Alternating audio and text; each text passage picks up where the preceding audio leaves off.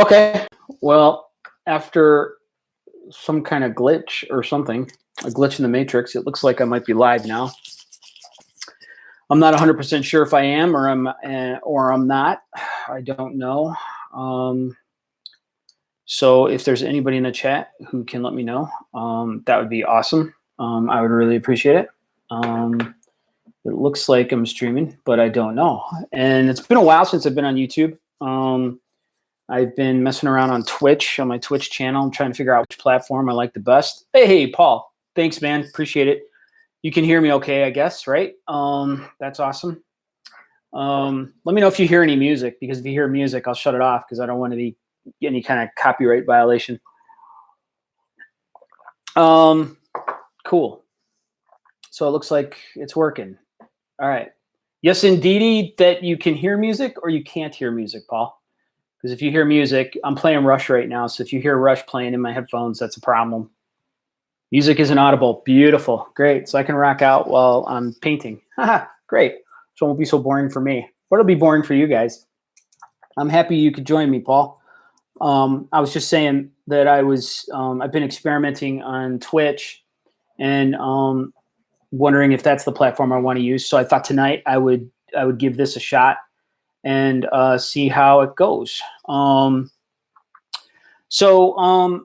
What I'm working on, Ironjawz of the North, it's been an ongoing project. So if you follow me on Twitter, which Paul, I know you do, it's been an ongoing project of mine for a while now, painting it, getting it ready for Midwest Meltdown.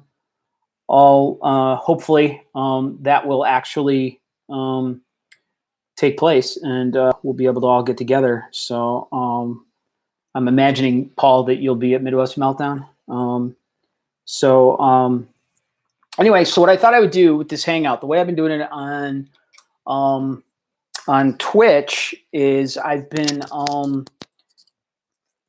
been basically just kind of walking through what I'm doing in process. So the Ironjawz of the North, I'm basing their armor on a glacier, photo reference of a glacier that I got.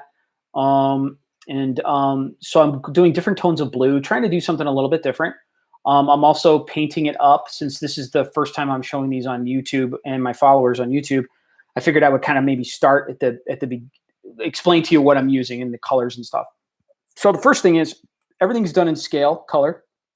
The blues are all, it's deep blue, navy blue, Canterbury blue, and Hero blue. So here, let me pull those out for you so you can get a look at them. It's these colors here, okay? What's really weird in the YouTube stream is that the streaming preview window is reverse. So I have to look at my my webcam screen to make sure I'm doing this right. Everything's backwards, kind of weird. All right. Yeah, I know what you mean by the hobby budget being slim pickings. Mine's completely zapped. I have nothing in the account right now. Okay, so what I got here is this is the deep blue. This here is navy. This here is Canterbury, and this one is Hero blue from the scale color, and that's what I'm using for that. Now, these two secret weapons that I always use that I have in my toolbox, and I highly recommend that if you're not using it, you get it. You get these and you start using them. They're really, really awesome. And these are these two inks. Okay, it's Dollar Rowney white, and then Dollar Rowney Payne's gray. Okay, I use those all the time. Okay, and the skin tone value, the skin was done using the Dollar Rowney white mixed in with Hero blue. So that's how I did that. So tonight, what I'm going to be focusing on tonight is the leather strappings and the wood, and then this kind of chin guard that this Ironjawz dude has on him. He's got some problems in his face still. I have to fix. I have to call out his eyes a little bit more. So I have to give some more details there, like this finished guy here. So his eyes are more glowing, like as if they've encountered the Night King, the King of the North. Awesome. Yeah, they're great. I use them for washes all the time. In fact, I don't wash really anymore. I strategically place washes. So I don't wash over the whole model anymore. I've moved away from that. So this guy, I had him on the Twitch stream last night, and I pretty much got him completely done. And I applied the snow texture to him, and it's kind of washing out because it's so hot. It's white. in another video, I'm going to be doing a stream of my 2 war chanters, and I'm going to start them from the beginning. So you'll get to see how I do the base, how I paint up the base, and then do the texture and the snow and the whole thing. So that's coming up, and hopefully I'll get that done soon. Hopefully I'll have all the brutes done by the end of the week. I only have 3 more to go, so I feel pretty good about being able to get them all done. All right, so what I'm doing, the goal here for this army is to have each brute have his own unique armor. So I don't want to repeat. I'm trying not to repeat any patterns. And I'm also breaking away from the pattern that is on the Ironjawz, okay? So the Ironjawz, if you're familiar with the sculpts, beautiful sculpts, awesome sculpts, some of the best from Games Workshop in my opinion. These are the sculpts that actually made me want to play the Ironjawz army, these and the piggies. Each armor, the armor has a very unique, it has texture on it, it has ridges and stuff, and you can see some of that in here. But my goal here was not just to reflect those, just not to paint, edge highlight, and paint those ridges. I wanted to create a unique character to each one of the Ironjawz. So that's what I'm going for. Okay. So I'm gonna get back to this now. The way I'm creating these the unique look and the depth is by creating contrast, looking for areas where I can put high contrast and dark contrast in. So like on this gauntlet, I've got it happening here, where on this gauntlet, I put in a dark line of navy or Payne's gray ink. I'll run a dark line here and then create some contrast by running some white or a mix of white and hero blue. Now in my palette, off to the side, I have a mixture of medium. I don't use Games Workshop's Lamy medium. It's a little pricey.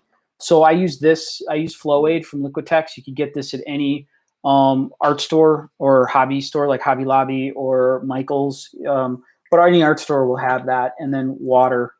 Okay, so for my ratios, it's not very scientific. I'm not Tyler Mengel. I don't have a breakdown of ratios. I just kind of wing things. I just kind of wing it. So these little paint pots here from my wet palette, I've put about 2 drops of Flow-Aid and then fill it up with water. That's my ratios. And before I get started, I always do a cold and then a warm. All right, so let's get started and start singing some paint. Okay, so I mentioned his eyes. So what I'm going to do is I'm going to go ahead and grab some deep blue, but first I'm dipping my brush into the medium and then coming over into the pigment to make sure I get a nice watered down consistency and flow. And I'm just going to put this into his eye socket. Now, like I said, with YouTube, it's a little different. So I'll try to keep everything in frame, and in focus would be helpful, right? So it looks like it's out of focus. So that's a little bit better. And we're going to go over here. I'm still experimenting with the whole YouTube video thing. I don't have 2 cameras. I don't have a really good camera with depth of field yet. I'm just using my my webcam at the moment. So if I decide that this is something I want to continue doing, then I'll probably make an investment in a better camera. All right, so now I'm just laying in a few more shadows here with some more deep blue, just to give a little bit more depth to the armor.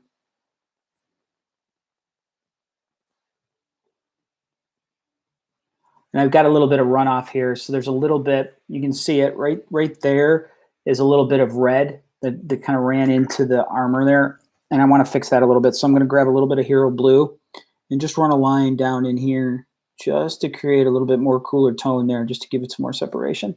Kind of fix that little bit of mistake. So that what that does there is that just creates definition then around this around this bone. Okay, so I'm talking. I've got a guy over here for a reference. Let me reach it. Let me go get him.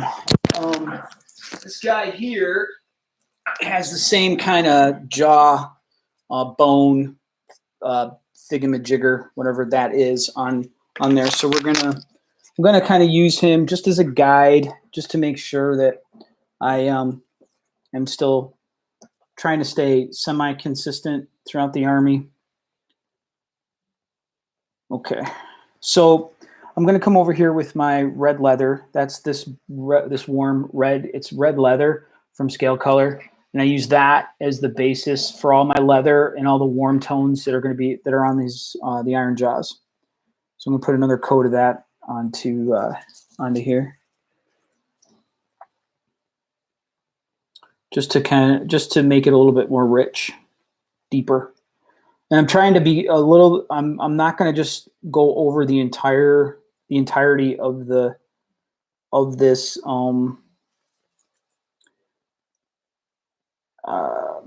the jaw or bone. I want to leave some of the depth here I've got going on in there.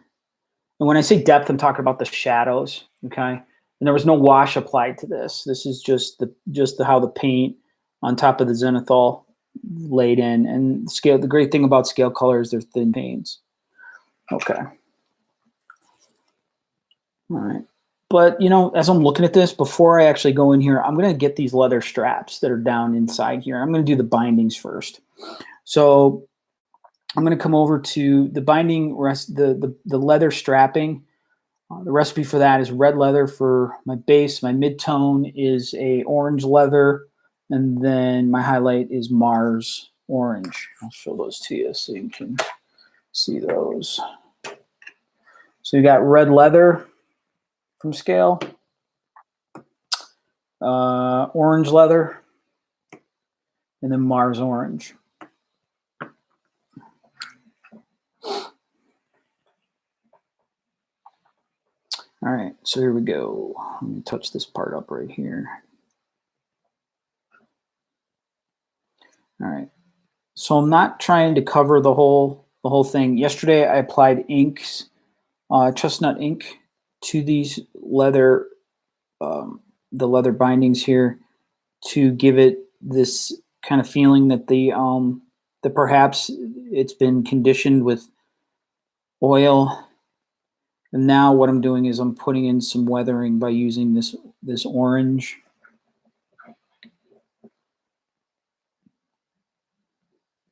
The orange leather.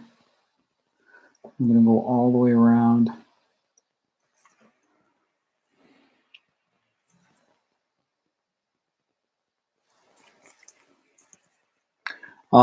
I've been asked in the past why I'm wearing the gloves. I wear the gloves because my fingers, the oils from your fingers will rub off the paint. And as you can see, my fingers are touching the model.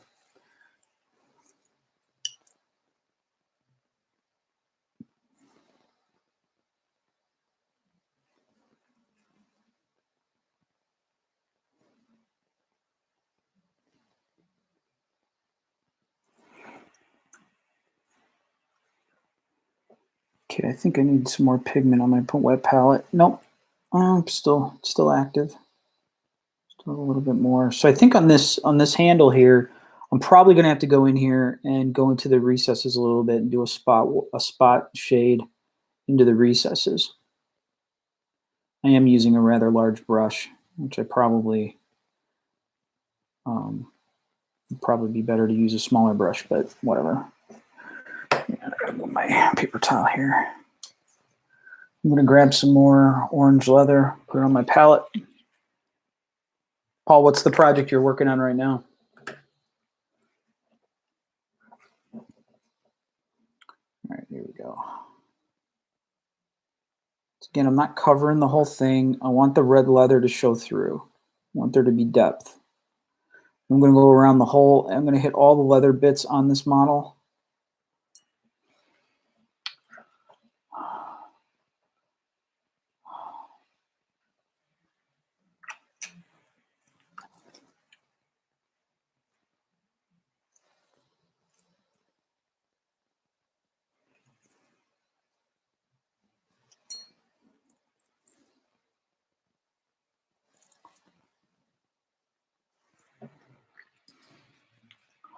Warcry, yeah, that's cool. You like the game?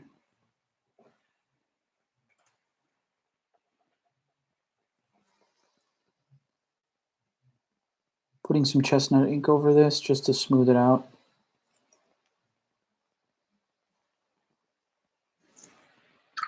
Yeah, I love it too.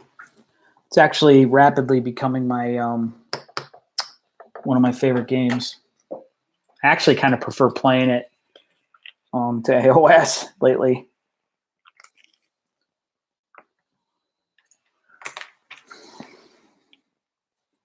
All right, so now I'm just going to hit in here with some more ink just to call out the definition. And on this part too, I'm not just going to stay in the brown tone. So what I'm going to do is grab some Payne's Gray, and I'm going to slap some Payne's Gray into here too, just into these deepest parts.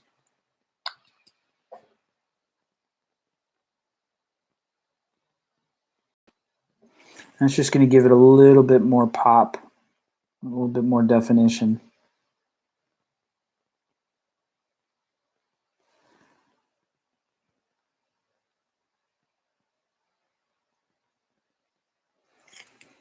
Here we go. That's really cool, man. Yeah, it's always great when the young ones, they see it, their eyes pop, and yeah, that's really awesome.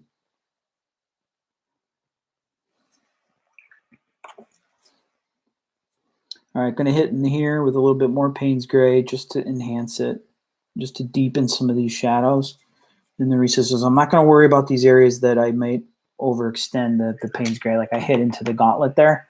And I'm going to clean that up. I'll clean that up right now. Just going to grab a little bit of that blue and just kind of go over that area that I hit, cleaning up as I go. Get my light source out of my way.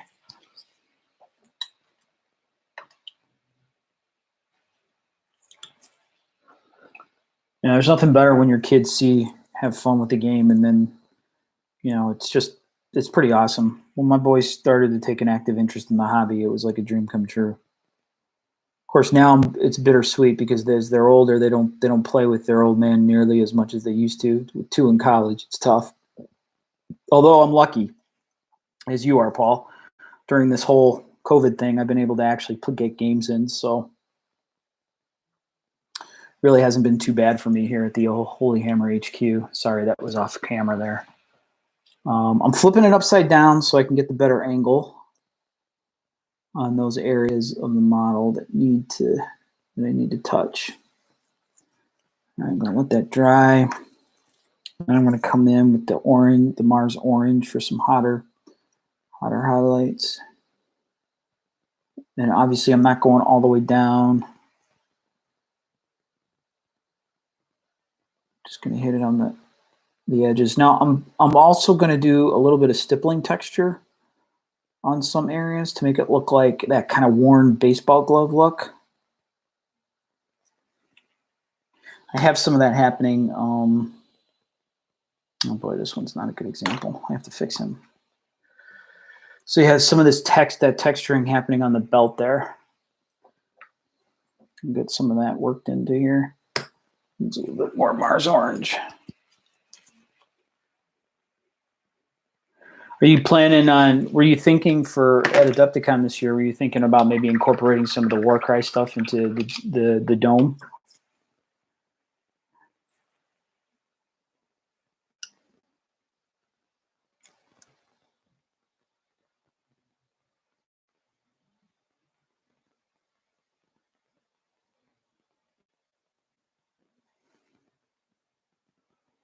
All right. Work my way around. I'm going to put in some more texture here on the bottom of this belt. Just call this out a little bit more. I lost a little bit of it when I did it earlier today.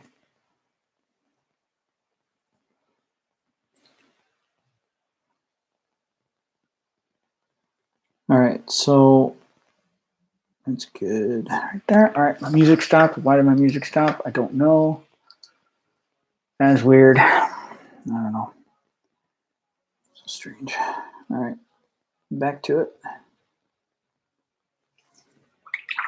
Got an area here on the foot that I don't like, so I'm going to go back to the top. I'm going to hit it with some red.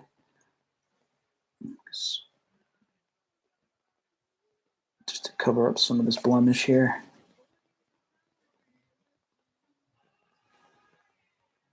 Looks like I got a mold line, but I can probably get rid of that through painting it.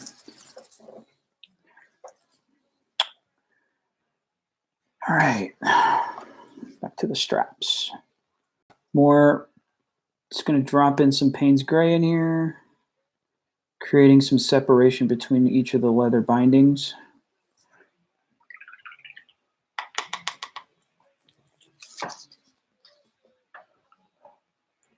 Yeah, I hear you, man. Akon getting canceled was a bit of a gut blow to everybody, but had to be done, and it's hard to be motivated. I'm in the same position with regards to Holy Havoc. I, ironically or coincidentally, had decided to take the year off from building a table for this year's Havoc. I just was burned out, and then this whole thing happened, and it was like, wow, you know. And now, who knows if Havoc will still happen. I'd love to have you at Havoc sometime. Maybe when your kids get older. That'd be cool, dude. All right, so I'm going to move over to this arm now, and I'm going to hit this. Once again, just calling out the parts of the straps that are closest to me, not just going over the whole thing.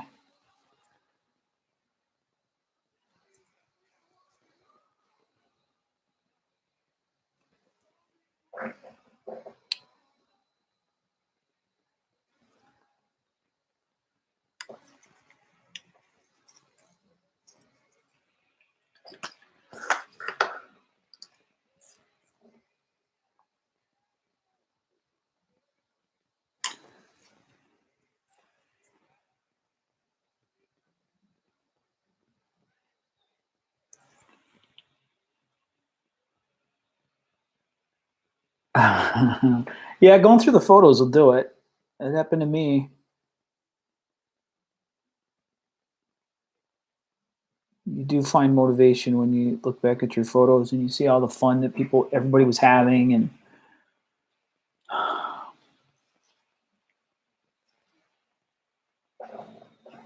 oh yeah, for sure, man. Kids are the way to go. Obviously, we love our kids more, right?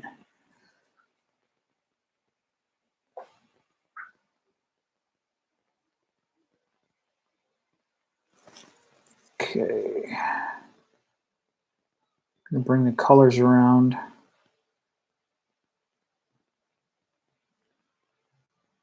This is that orange leather, and I'm going for that weathered, distressed look, like a really old baseball mitt is what I'm trying to go with here.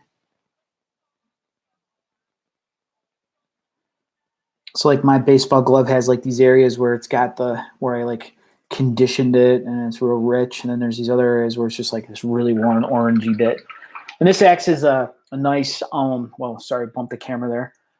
What's going to happen with this whole army? This creates a theme. This creates an interesting composition because the warm colors are focusing on around the blues. So you get this nice little triangle of warmth going on the model, which is really works well and complements the coldness of the rest of the model.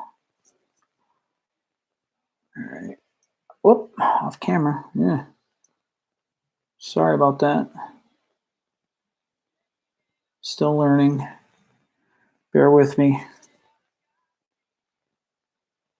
So Paul, you pretty much are just a YouTube guy. You're not on Twitch at all?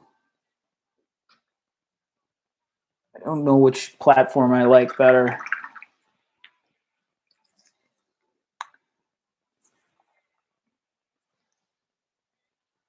And honestly, I might be just too old to understand what's best for this type of thing. All right. I like the way that's looking. I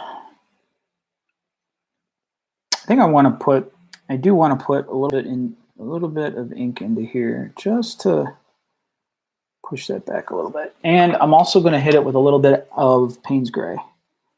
So I'm grabbing my medium, and I'm just going to take a tiny amount of Payne's Gray, and I'm just pushing it into the recesses to create a little bit more depth on this, I guess, cloth.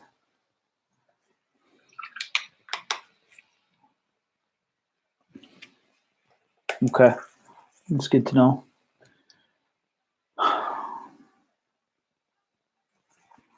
All right, I'm going to enhance these straps a little bit before I move on. Going up underneath on this side. All right, going to throw some Payne's Gray into here.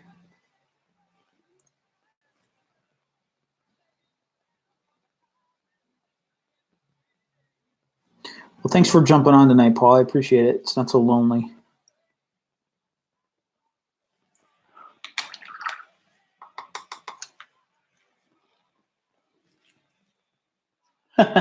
Yeah, the emojis. Yeah, dude, I don't get that whole thing. The emoticons and all that stuff. I guess it's a thing. I just don't. Yeah, I don't know. Maybe it's I guess a generational thing. Like my boys are kind of like they know about Twitch, obviously with streaming, gaming, and stuff. But they kind of mocked me a little bit when I told them that I was doing streaming. And even when I came down here to say, oh yeah, I'm going to do another stream tonight, I got a little bit of a look. So I don't know. Maybe like you said, just don't understand it. I don't know. All right, I see a spot I missed on this guy. It's right in here. You can see it. There's a little right there inside there, that little pale area on the top of the hilt of his ice blade. Should be darker. So I'm going to go in there and just hit it with some deep blue to darken that up so that that fades away. Bingo. Perfect.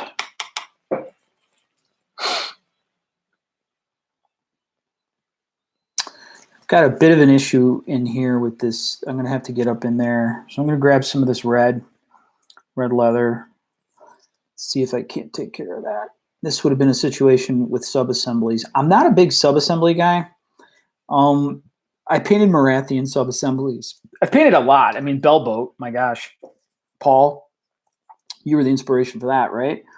I think you were the one who dropped down the challenge to me on Twitter, I think it was. Anyway, so I painted that in sub-assemblies. I painted Marathian sub-assembly. I just don't like sub-assemblies, especially for stuff like this. You know, these rank and file troops. Maybe on big models I'll do it, but I typically stay away from sub-assemblies. It's just a pain in the butt. Never been a fan. Too much work. The other times too is like I've had situations with some sub-assembly painting. It happened on the Bellboat where I didn't realize, like I probably didn't plan enough. I wasn't thinking too far in advance as I was painting. And then when I put the thing together, I had to go back and touch areas up. Now that might just be a normal cause and effect of sub-assembly painting, because like I don't think I had as much of a problem with Marathi or Alariel when I did them in sub-assembly. I did her in sub-assembly. That was a pain. In fact, I built her, and then I actually had to like deconstruct her. I had to take her apart. I had to snap her off of the beetle in order to accomplish what I wanted with that model. That was a real pain in the ass.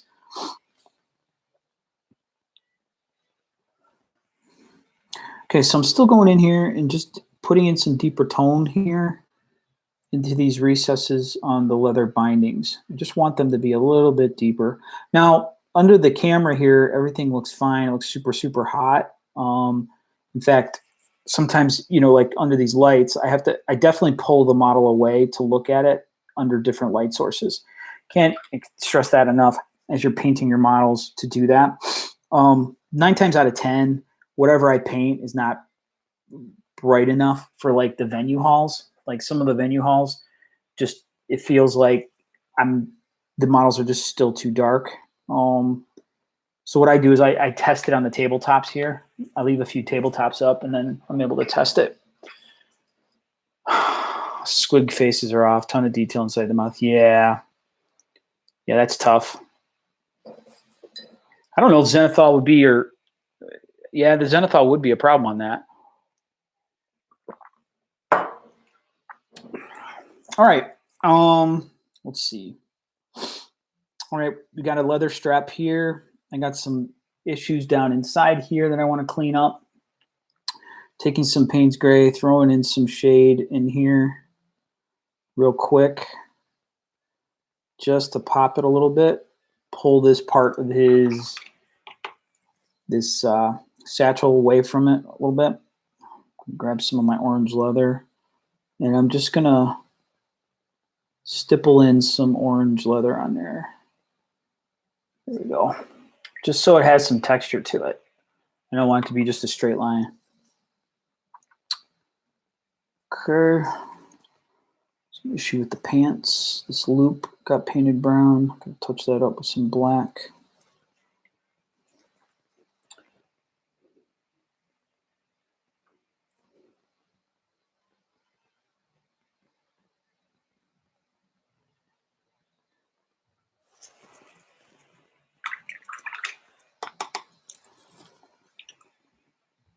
And throw some Payne's gray on this knot.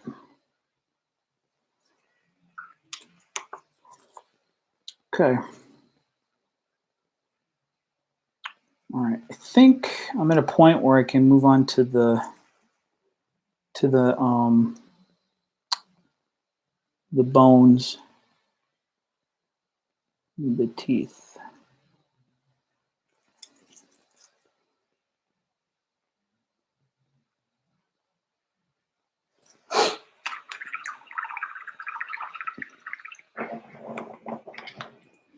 All right, got 3 people watching.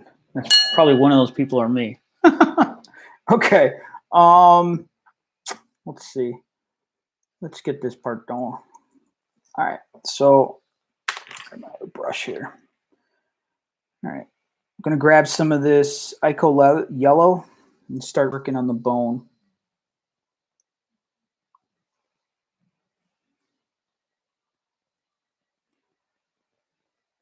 Now what I'm gonna do is I want the red to show through.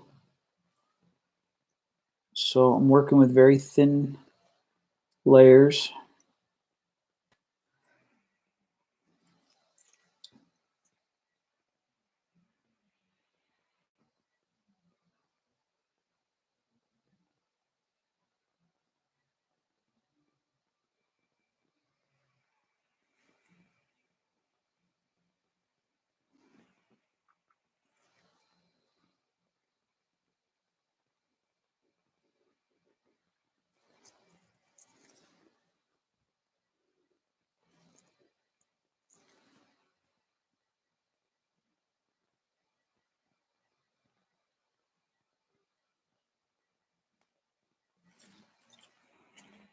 Okay, going into my medium, my mixture for warm, medium. And I'm going to grab more of this yellow jaw here and come around where the teeth are. Trying not to hit the teeth because I want them to still have a little bit of that red on them. Work my way around.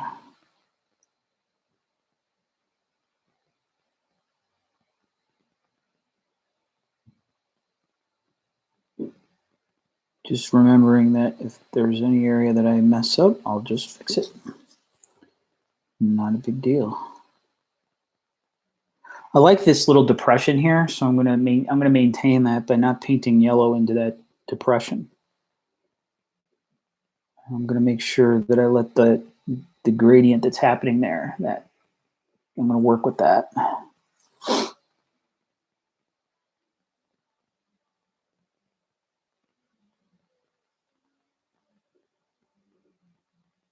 Of course, this is the bottom side, so not many people would see it at all. And I'm investing time painting it, so that's just the way I am. Joe, hey buddy. It's good to see you. How's the baby and mama doing? I hope everybody's fine and healthy. Thanks for jumping on, man. I have not started the models you gave me yet. They're on the list. As soon as I get done with the piggies, the brutes, the piggies, and the war chanter, I'll be working on those guys. And then I have to work on my monster for my monster of meltdown.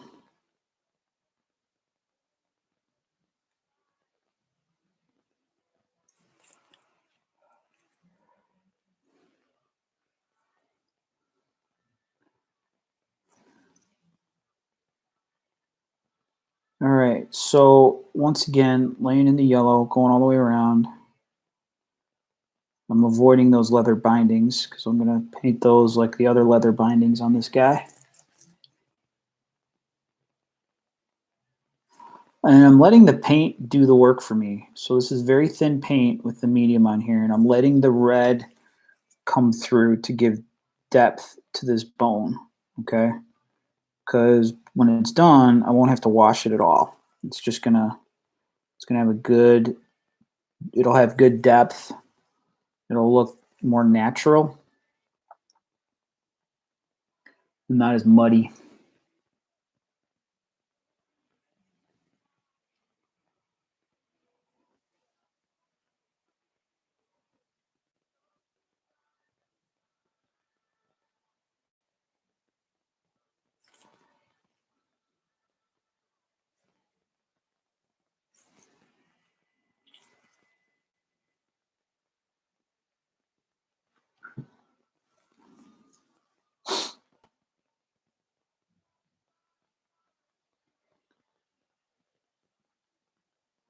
So I'm just going lightly over it. Gonna hit the edges here. Being careful not to go inside the recess there.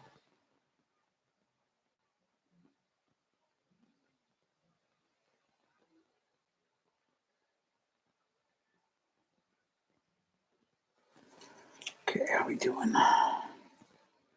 He's looking pretty good. Now the tricky part, got to get inside.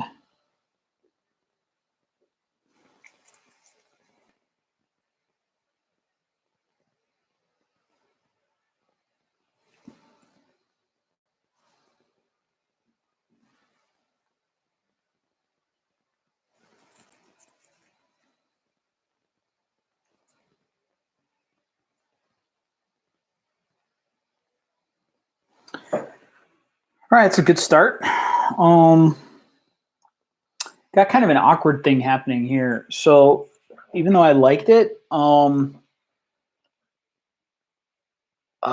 family's doing great. Madison graduated from her hell. Awesome, dude. That's great. Congratulations. That's huge. That's awesome. I'll let Belle know. I'm so happy to hear that, and I'm so happy that everything worked out. That's great. So I decided that this area here, I wanted to go in a little bit more and paint that up. So I'm still leaving the line of separation in there, but I just wanted to enhance that a little bit more. And then I need to come over here onto the jawbone and just call this out a little bit more. And right here, there we go. All right, so that's coming along, starting to take shape. Still not exactly what I want it to be, but it's getting there. So let's get these leather bindings blocked in. So I'm hitting them with orange leather. And the reason I'm blocking these in now before I get too far along on this jawbone is because I don't want to forget about it. I painted one of them, and I actually wound up painting the leather bindings and thinking they were part of the bone, the jawbone. So that's why I'm doing this now, blocking this in. There's another reason too, because I'm going to be putting some Payne's Gray in there to push it away, and some ink just to kind of give it more definition. And as I'm looking at this, right here on this jawline, right up in here, is still just not quite right. So I'm just going to grab a little bit more, and this time I'm going to stipple it in instead of just painting it right directly on, because I want there to be a feeling of some texture there. Yeah, I like that better. Okay, so now over here, same deal. I like what's happening, but it could be refined a little bit more. Now, some of you might be thinking, like, why am I investing all this time and energy on all these little tiny bits? Well, with all my armies now moving forward, I'm trying to paint it to a super the highest standard I could possibly go. Now, there are issues. There are times where there are areas that I'm cutting corners on, or I just get to a point where I'm like, yeah, I have to move on. Kind of happened with the Ard Boys. It was tough to paint every Ard Boy to an extremely high standard, but I got pretty close. So that's the goal with this army. is to invest a lot of time with it. And that's what's happening here with the patterning that I'm doing on the armor. Okay. So with the different shades and cracks in the armor, and I'm trying to make sure that I invest the time and energy in the other areas of the model. All right, so now the next step on the bone is to use some of this sand. I think it's sand. I don't know. I use the color so often that I rubbed it right off the label. Actually, let me go get the box, and then I can tell you exactly what it is. So I'm moving away from the microphone, and I'm going to get the box, and then I can tell you exactly what color it is. There we go. Okay. All right. Okay, it came from that color, came from the scale 75. So that's Thar, Thar brown. So it's this one right here, Thar brown. You probably can't, there you go, Thar brown. That would be reference number SC61. Great color, use it a lot. All right. It's one of those core colors that I seem to use on every army. All right, back to it. So now I'm going to come in here and use some of that Thar brown, grabbing my medium and water mix. And I might be talking too loud because I got headphones. My ears are filled with music. Okay. Thanks, Paul. All right, grabbing some of that Thar brown and starting at the top, bringing it in. Once again, I've got like a very thin amount of paint. The goal is to have the yellow coming through the paint, not covering it all up. It's I work with very transparent layers.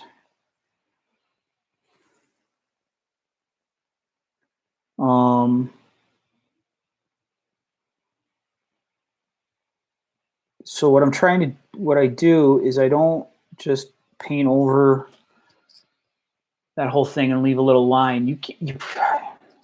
There's a good chance you can't see what's happening. Good, thanks, Paul. Not too loud. Awesome, great.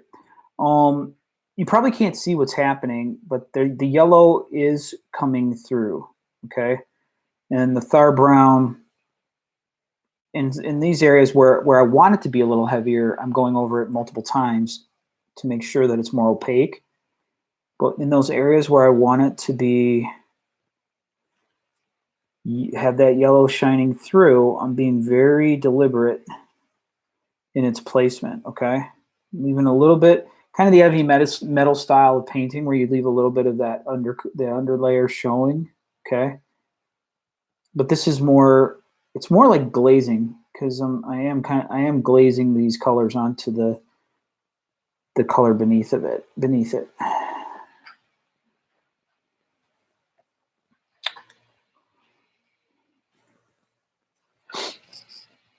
And you can see right here the difference between the two. So you see those lines right here, this texture that I'm developing, like this bone is aged, right?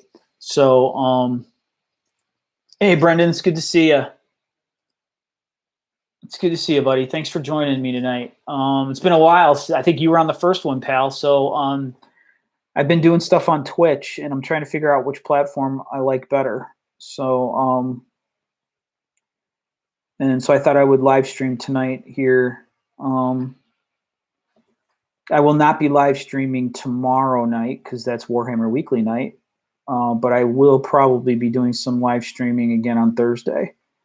And I'll probably see how the results go for this and probably be here again on Thursday.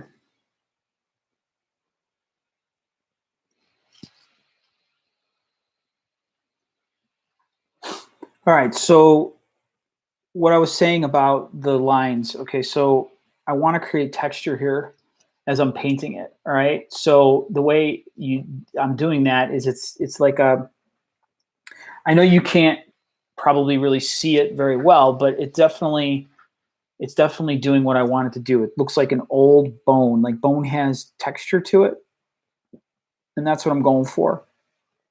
So I'm doing really small strokes, just touching the tip of the brush, the bristles to the surface. And only in certain areas am I going truly opaque, okay? I want that yellow to shine through. So you have the red shining through the yellow, and then the yellow coming through the beige or thar brown.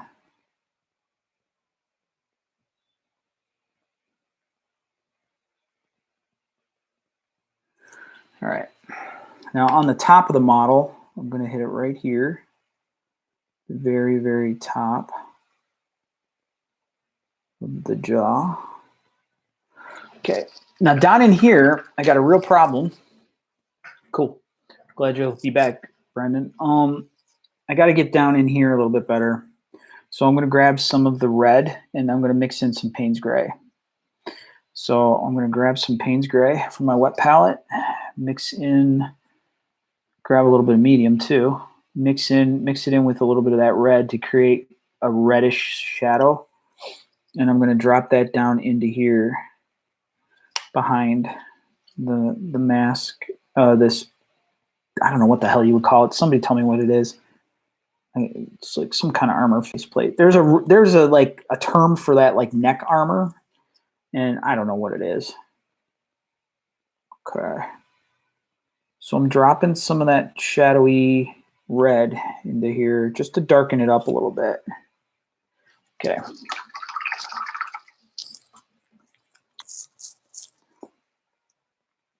Okay. So let's look at the reference from what we did earlier in the process.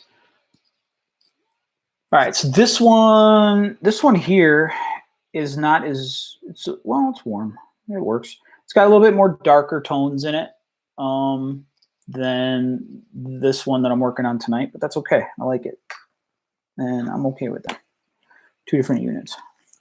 All right, so I'm going to grab a little bit more of this Payne's Gray and red, and I'm going to drop it right here into this recess here, and then up underneath. I'm going to drop a little bit in here, and I'm going to drop some of it around. So I'm going to grab some just pure Payne's Gray with a little bit of medium mixed in, and I'm going to just call out the leather straps by going down along the side here, just to pop them, okay? Create a little bit of separation between them and the jawbone. And then again over on this side. And a little bit right there to create the separation there. Much better. Okay, got to do the same thing over here. So it's just these little bits of detail that really help pop the model when it's on the tabletop, because like a lot of times when we're painting our armies, we'll tend to ignore stuff like this, right? Like we'll say, okay, I painted this is good enough, right? It's fine. But just by going in here with some Payne's Gray and hitting into the recess where the shadows would be, just pops it, right? It pops it out. At the tabletop, it pops it. On the tabletop, it pops it out. It just looks way better. So if you're not doing that yet, experiment with it. You might be surprised at what kind of results you get. All right, so now the teeth. All right, so let me I gotta dry off my hand here. Got some water on it. All right, sip of coffee.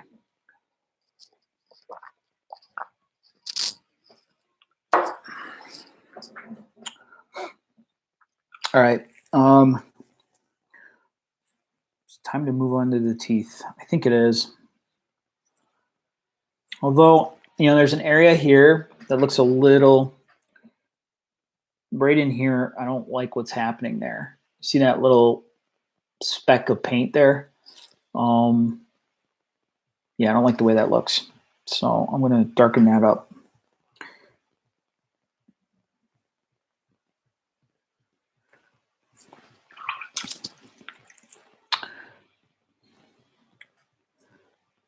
And then I'm going to come over here and just smooth this out a little bit more.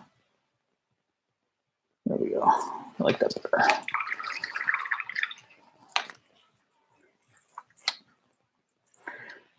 Okay, gonna go grab some more Thar Brown, really, really light amount, and just kind of bring it down a little bit into this area here. There's some blue on this jawbone there, and then just a little bit more right there. Okay. Now for the highest highlight, I'm going to use birch. It's this color here from Scale. Birch. And that number is SC25. Maybe one of these days, if I become more professional in this whole video thing, I'll put lists together that people can then download. But I'm kind of keeping this like, I don't know, amateur hour, I guess. All right, grabbing some of my medium with water mix, bringing it into the pigment. And now I'm just going to hit the high points. Points I want to call out.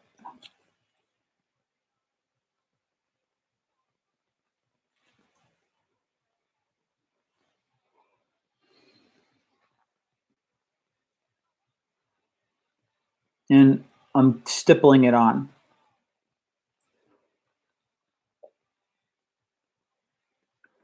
By stippling it on, it creates a visual interest as opposed to a straight line. Straight line's fine. You can do that. It's totally, there's no right or wrong. It's whatever you think. It's really cool.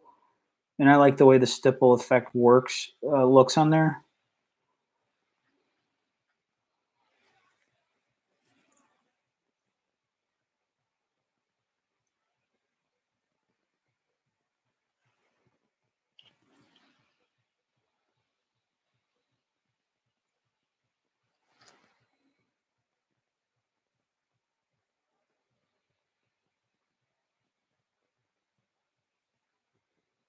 Okay, so now the teeth. All right, teeth are going to be done the same way, but before I actually move on to the teeth, I'm going to get the Ironjawz teeth knocked out a little bit more. Right now, it just has the chestnut ink is what I've used to create the kind of wet, moist mouth.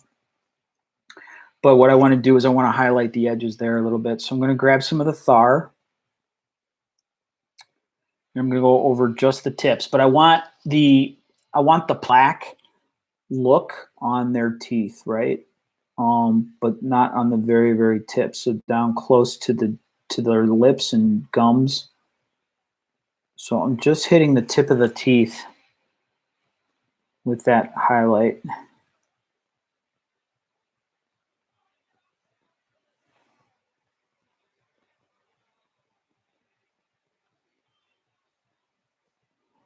The reason I'm doing that now is because obviously my brush is going to touch these big tusks that are coming up.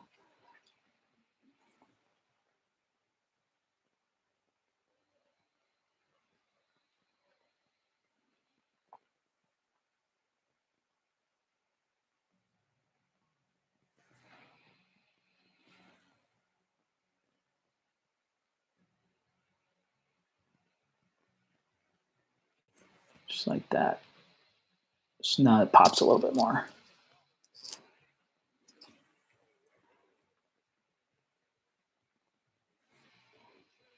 All right.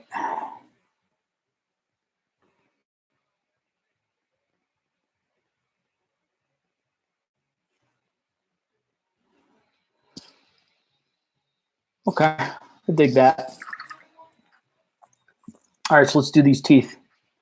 So the teeth are going to be done very similar in a very similar way that I did this, the jaw bone, but I'm going to try to leave as much of the red showing as I can underneath, right? So I'm going to grab some of the Iroko yellow. Grab some more. All right.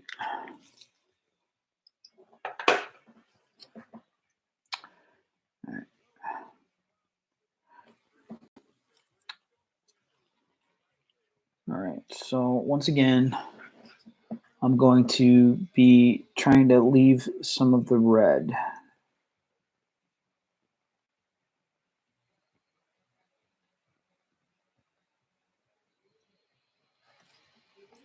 You probably can't see that too well. It's not on these really small teeth.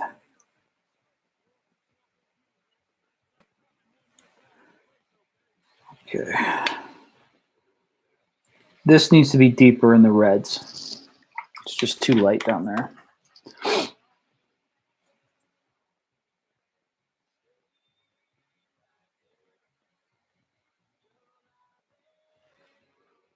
I wish this tooth over here didn't have this armor over the top of it.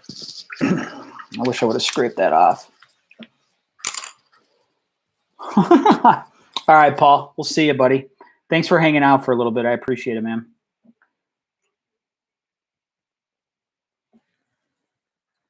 All right, so now going in here with the yellow, going to go here and just very faint lines, leaving some of that red showing. So there's some visual interest there on those teeth.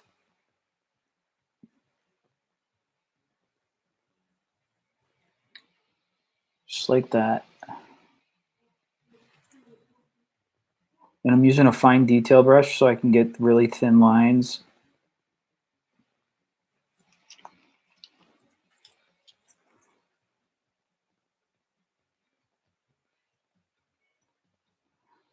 So there you go. See how that line is right there? It's like an inverted V on there. And the paint, because the paint is thin and I'm using that flow aid, it comes right off the bristles. The flow aid is really, really important when you're trying to do stuff like this, where you have a really thin line that you want to come down. You'll see it more on this bigger tooth.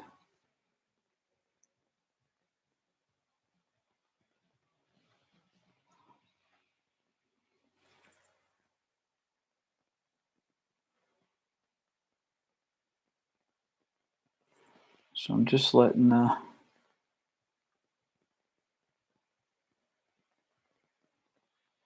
so there you go. You can see it happening right there. That's what I'm going for. Okay, I want that texture. So now I'm going to build up the yellow at the tip. The yellow is going to be more opaque, but I want this line to kind of fade into the red.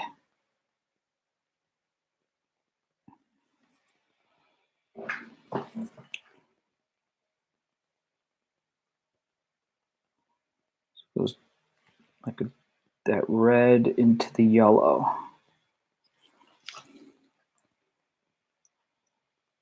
There you go. See how that's coming out? That's the effect I'm going for. Now I can enhance it a little bit more, and I will. I'm going to put another thin line in here. And right here. Yeah, there we go. Yeah, totally digging that. Okay, so now got to get the tooth that, before I can move on to the Thar Brown, I need to do the other tooth. And I also have to get on the back side here. This tooth.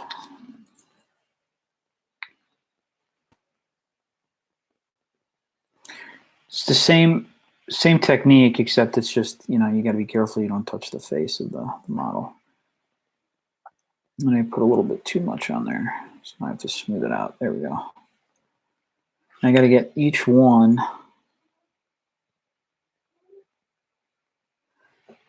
When you're painting, you're pulling it up and away from the model.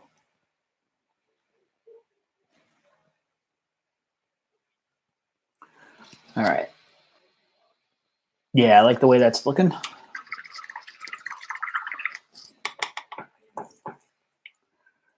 All right, so this leather binding is not looking the way I want it to look here, this leather strap.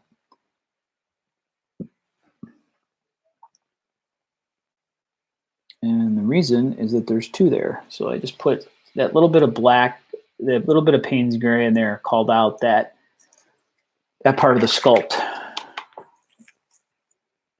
All right. Let's put in a highlight and see if that helps to pop it.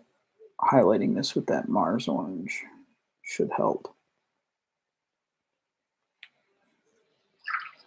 So I just filled in my cool. There we go. All right, let's try putting a little bit here.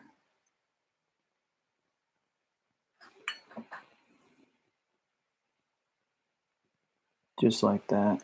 There we go. Same thing over here. I got a little bit of water running down from the ferrule. If that happens, it'll run right all over the model. There we go. All right, back to these, finishing these teeth up. So now I have to get these small teeth over here with a little bit of the Iroko yellow.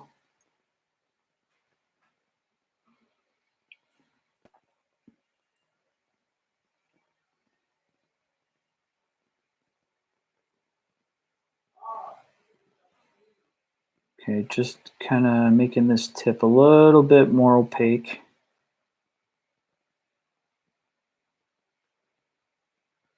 All right, now it's on to the Thar Brown, and it's the same thing.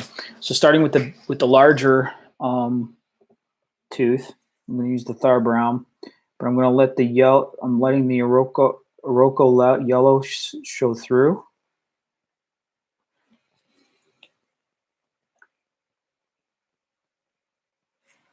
And I'm focusing most of the pigment towards the top.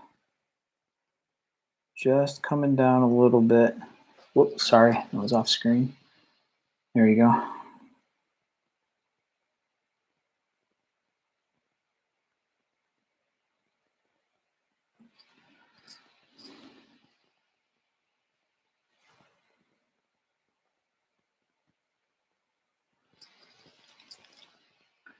If you guys have any questions, feel free to ask. I am checking the chat. All right, so I'm bringing in this Thar Brown now. Like I said, I want it to be thin, and I want the yellow to shine through a little bit. All right, that looks good. I'm gonna hit the tips of the small teeth right here.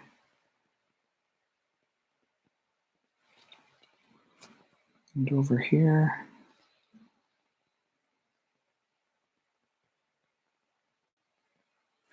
Okay, how's it look? Yeah, that looks good. It's working. Pretty sweet. Okay. So now I have this part right here where this piece of metal thingy is on here.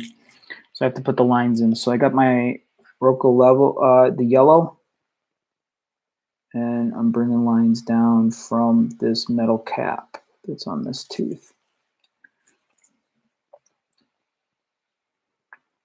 The technique is the same, and I'm not really worrying about this metal cap on the fang here. I'm just painting, making sure that I get the lines that I want, the texture that I want. Now, because it's this far down on the tooth, I wouldn't go in and use the Thar Brown or the birch, right? I would just stick with the yellow. Oh, man, that's great. I'm happy you're hanging out. And if I'm entertaining you by just talking, then cool. No need to ask questions. If you're painting and I'm keeping you company, I'm totally happy to do that. All right. So I got that there. Let's put a little bit of metal on there. All right. Overlords. Cool. It's been a while. I think the last game I played against Fire Slayers was against Kenny Lull at Holy Havoc, maybe? I think it was Holy Havoc last November. Joe, when all this calms down, you're going to have to come over here to the club and play some games, dude. All right. Since I have that paint already mixed up on my palette, before I move to this metal bit here, I'm going to put in the wood grain on his weapons. So the effect I'm going for on that is, let's see if I have an example handy. I do not, well, a little bit. I'm going to be doing this. So I'm going to be creating some more visual depth on the handles of his weapons.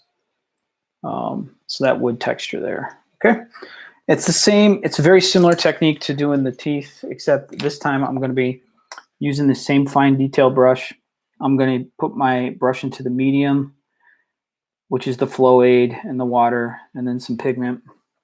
And then very carefully, I'm stabilizing my hand, my finger here, okay, on the handle. So I'm stabilizing my pinky there so I get a good grip. And I'm just going to lightly run my brush down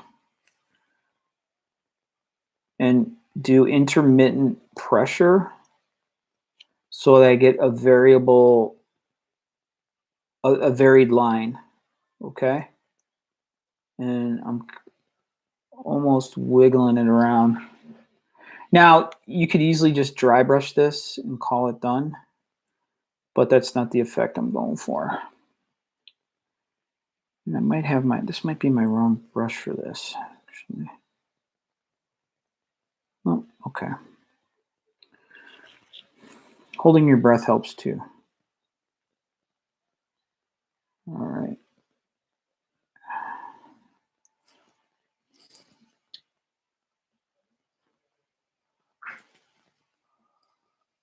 All right, Brandon. See you later, buddy. Good. Have a good night. All right. So I'm hitting more of these areas here. Okay. So it's creating that wood texture. That's what I'm going for. And I'm just going to go all the way around the handle. And I like how see how that's like hitting there? It creates, I don't know, visual interest on the model on something that's just kind of usually overlooked. And I like having the two lines meet too, because like when you look at, if you've ever, you know, whittled or done any woodworking, you know how the wood grain kind of just, it's not totally perfect. All right, so now I'm going to do up top here, continuing the grain effect up to the top.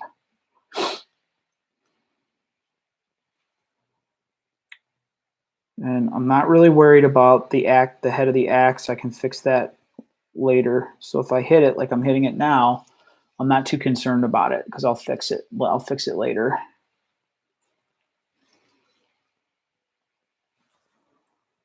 Same thing with the leather bindings as I go down. The key is to make it look like it's a continuation of what you have going on down below here on the bottom part.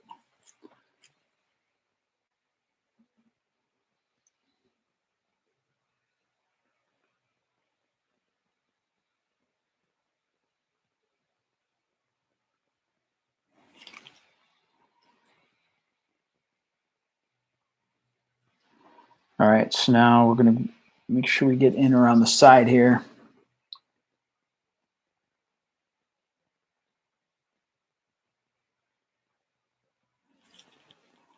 And then in here.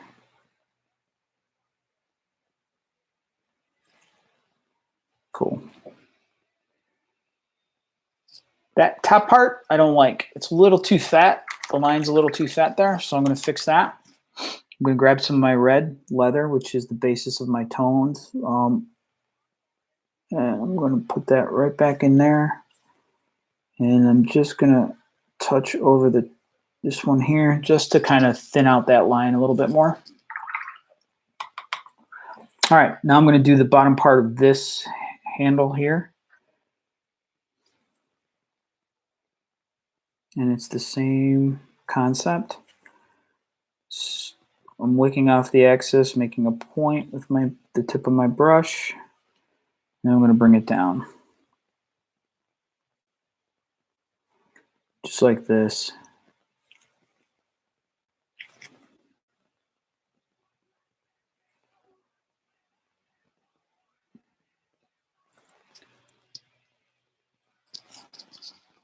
All right, so it's given that definitely better, you know, more interest than just a dry brush. I like the way it looks. and then carry it over to this bottom part. There we go. Cool. All right.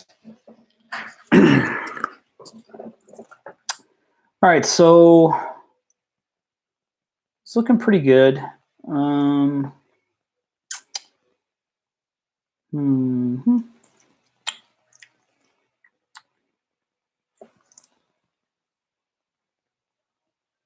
Just clean up the edge here. Clean up the edge over here. All right. So let's put some metal color on that silly little tooth covering. And I'm using silver from Vallejo. And because I'm only using a very tiny amount, I'm just going to pull it from the cap.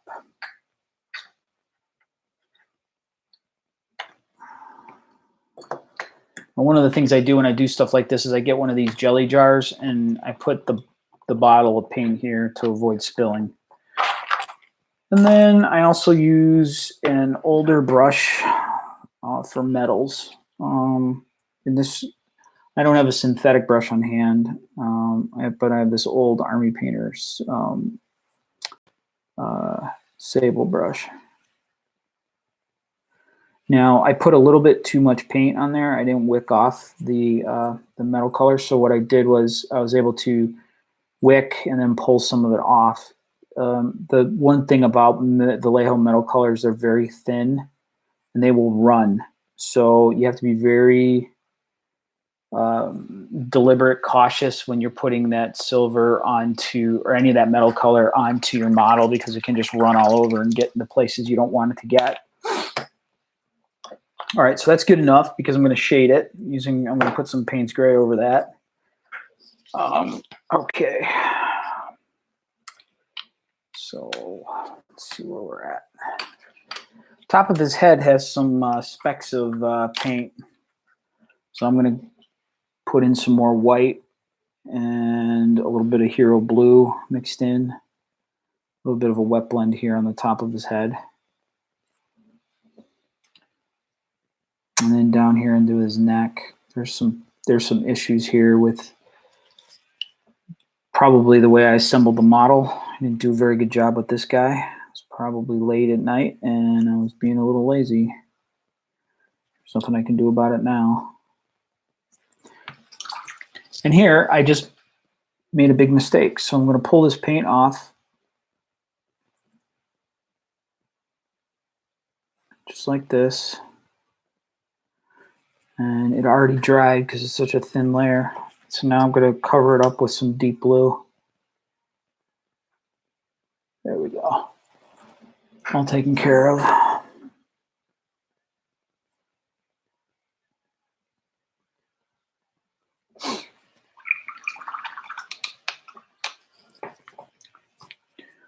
All right.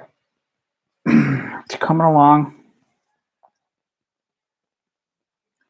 Now I'm just going to enhance a little bit of these cracks, all right, and crevices that I have going on the model. I'm adding some visual depth here with some deep blue. And then I'm going to create more contrast and create more separation in the armor panel. Do that all the way around.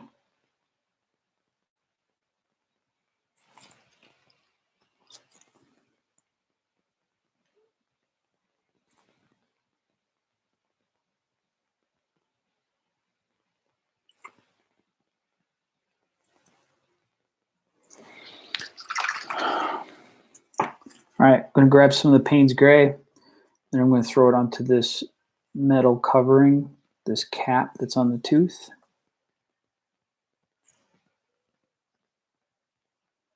Just a little bit.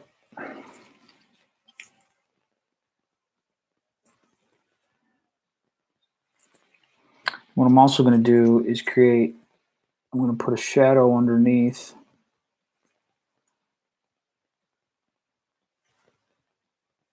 There we go.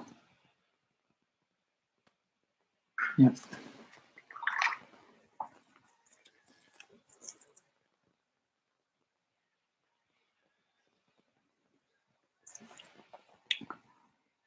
I'm going to throw some Payne's Gray onto the side of the Stormcast mask.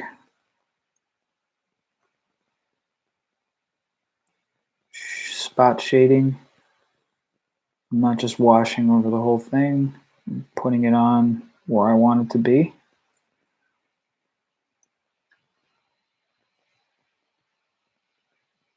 Go. I'm going to drop some Payne's Gray into these holes here in the armor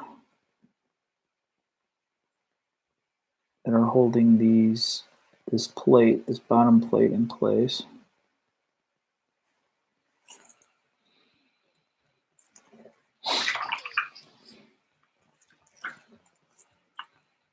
All right, got a lot accomplished tonight. Pretty much got all the leather taken care of. Could probably work this over a little bit more, get those highlights a little tighter. But as I'm looking at it from the tabletop, it looks pretty solid. Okay, so it looks pretty good. What I'm actually going to do is I'm going to throw in a deeper shadow in here with some Payne's Gray.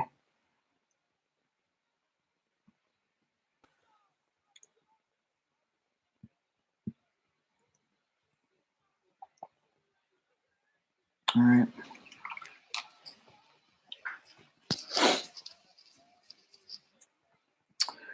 All right, so now I'm going to do his claws or his fingernails. So these are going to be, this is deep blue. And put on each one of these.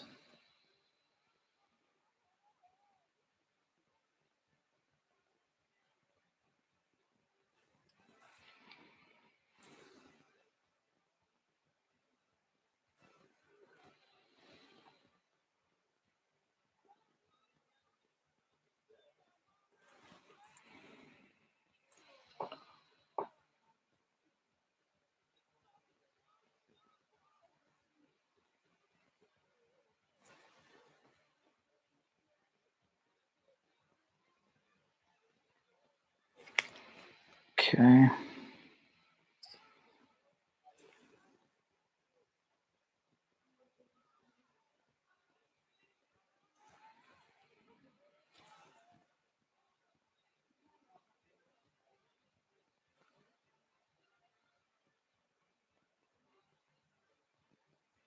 All right, got that on. Now, I do this very thin highlight just on the very top part of the nail in a lighter blue. There we go. All right, so let's get that higher highlight going. And that higher highlight is going to be using a little bit of white mixed in with Hero Blue. Just to pop a little bit of a highlight on the edge of his nail. Just like this. Just like that, okay? Real simple. And I just go down all of them.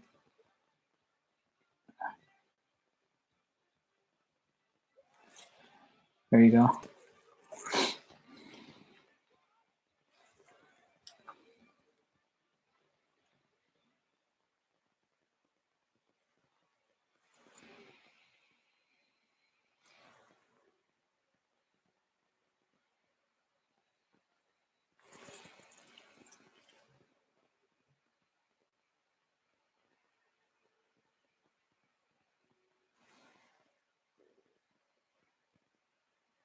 So just like that. It's pretty simple, but it really just finishes it off.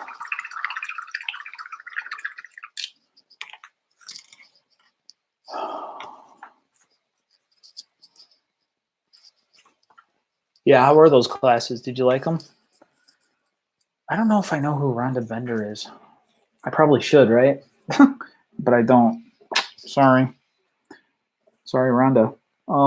Okay, so I'm going to enhance my shadows here in these areas down in here because I just want to pop this belly plate a little bit more. Now, one of the things that's happening here on this belly is that there's not anything, there's no visual interest right here. It's just kind of flat. So what I want to do is I'm going to grab a mid-tone. I'm not going to go pure white. I'm kind of going with a mid-tone blue, and I'm going to pull it down from up here. And I probably don't have it light enough. You can see it. It's very, very faint. It's just not enough Hero Blue mixed in. So I'm going to mix in some more Hero Blue. And I'm going to pull it down from this edge here to make it look like there's a crack in the arm, a crack in the ice, a crack in the armor.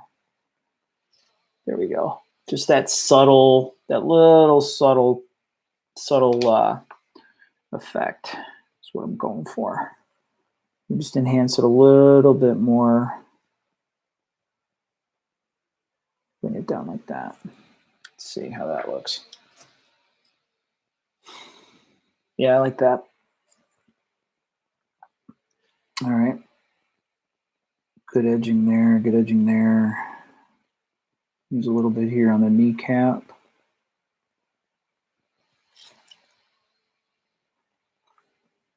All right, here's another miss. Underneath here on the blade. So as I'm looking at this, I don't like the way this is looking. Excuse me. So I'm going to hit this with a little bit of a glaze of the deep blue. And what that's doing is it's going to let a little bit of that white come through. Excuse me. And it stays in that kind of same tone of blue. There we go. All right. I'm going to use my Payne's Gray again to enhance these leather bindings around the ice blade. And I'm just calling it out a little bit, okay?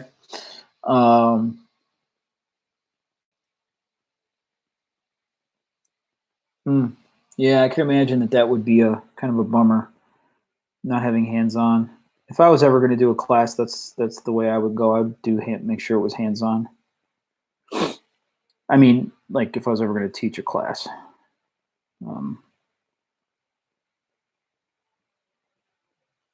I would want to do it hands-on because I would think the students would get the most out of it.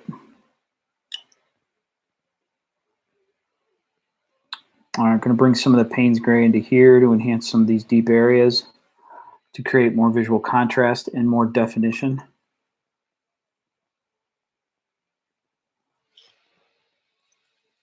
So now it looks like there's like 3 panels in there. That works. I'm going to do the same thing on this side, just to pop that out a little bit more. All right, and I'm going to come back to this leather strapping up here and just stipple in a little bit more weathering.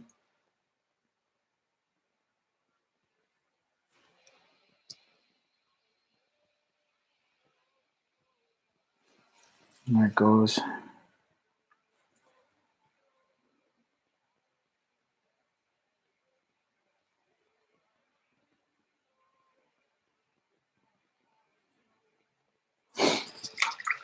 And then I gotta clean up this orange bit that got on the pants. All right, pants highlights. So it's black. When I do my highlights for black, for the Ironjawz of the North, what I'm doing is I'm using Miskatonic Gray is what I'm using. That's this color here. Oh, here you go. Let's see. There you go. Miskatonic Gray.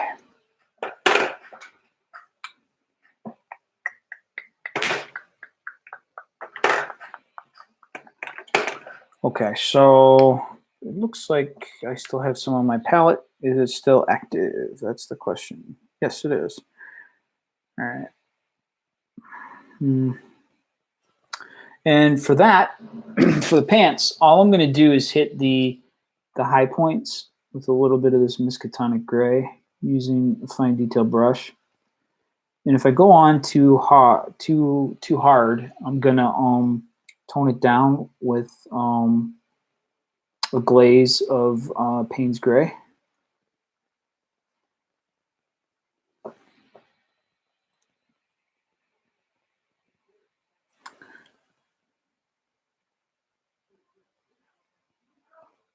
So just like that. And maybe just like right here, get up on his thigh here.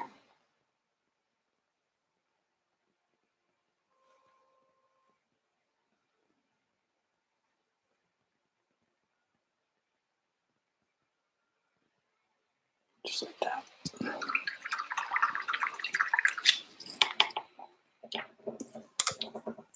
Sorry, hit the camera there.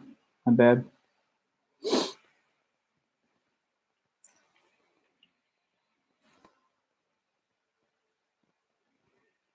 Okay, so for the fur, the green stuff fur that I sculpted on, which is this stuff right here, I'm going to go ahead and hit that with some white.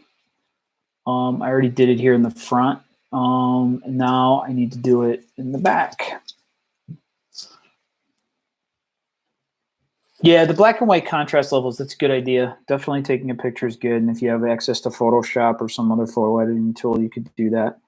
Punch up the contrast, see where the contrast would be. It's not a bad idea. Darren Latham also does a good video about taking a black and white photo, and then you take the black and white photo and you kind of lay in you do an outline for your colors so that when you enter into a model, you have a plan. That's a good idea too, because like what happens is sometimes you'll sit down with every intention of doing something, and then as you start painting, you maybe lose your composition on what you want to do, or your focus on what you want to do, and thus your composition will suffer. So as I've gotten more and more experienced in my time painting, I'm planning what you're going to do first, that first test model, planning out the contrast, planning out your palette, really important to pulling off your army successfully. So that's a good idea from Rhonda for sure. Cool thing is as you get more experienced, you wind up not having to sometimes you can move on and you'll be able to make quicker decisions and you'll know exactly what you want to do. One thing I've noticed too is that if I'm working in a certain tone, like these Ironjawz of the North are all in blue, and you wind up developing techniques and you have success and you have failure and you're like, okay, I know how to paint blue. And then when you move on to another army in a different color palette, you're experimenting there. So I think it's really important for you to constantly experiment and not just stay in one color palette. There's nothing wrong with staying in one color palette. That's totally fine. So like if you just like everything in blue, then do everything in blue. I say that just because like for myself, okay, pushing myself is to experiment in different tones and different colors. So like one of the things I started to do as I explored the hobby and got into more armies, I started to theme my armies. Excuse me. Oh goodness. And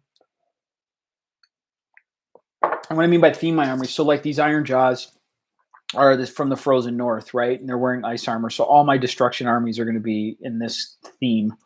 And then all my order armies are in the spring green tones. And then so that's how I'm setting the armies up. Now my demons will all be independent of each other. There won't be one. Probably there will not be one theme.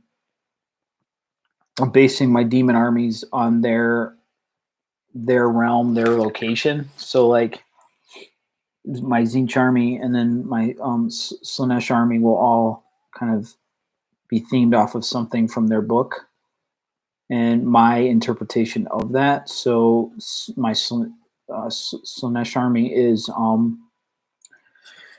the Cardinal Circle, and so I'm using that as my theme, and I'm kind of going into like teals and stuff.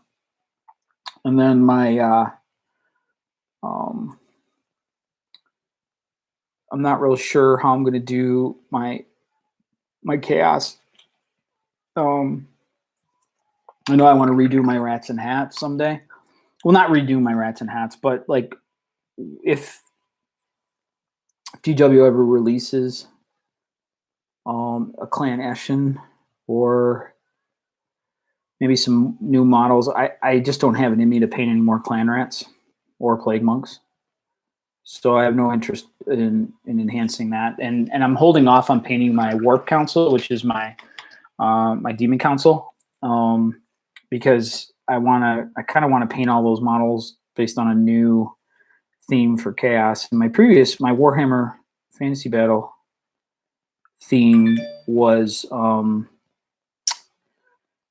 Chaos was Swamp, and I want to do things a little different.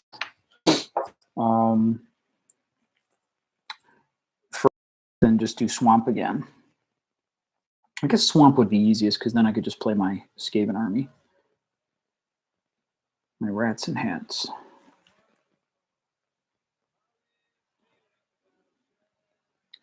I got it.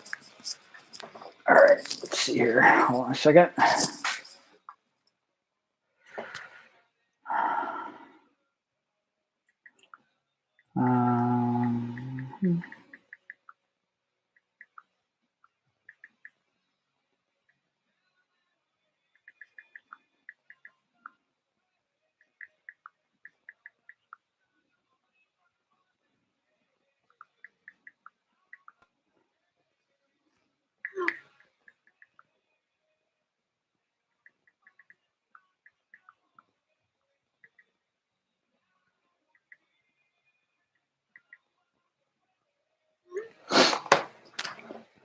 Sorry, got a text from a dear family friend.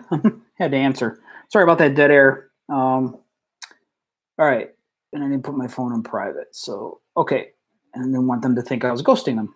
All right, so I feel good about what's going on with the oranges and the browns. That works for me. This area of the foot I will fix. I will fill that in with more snow effect. So I'm not really worried about that right now. That'll get taken care of. So I think what I'm going to do next, actually what I am going to do next is continue to enhance the armor pattern and then fix any areas that need improvement. So like right there on his nail. All right. So I'm going to paint this underside in a deep blue.